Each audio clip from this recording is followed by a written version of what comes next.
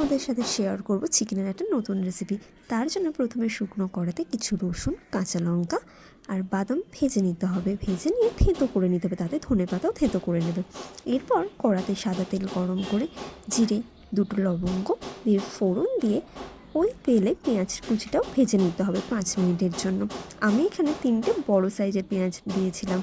তারপর চিকেন দিয়ে নুন দিয়ে ভাজা ভাজা করে নিতে হবে 10 মিনিটের মতো।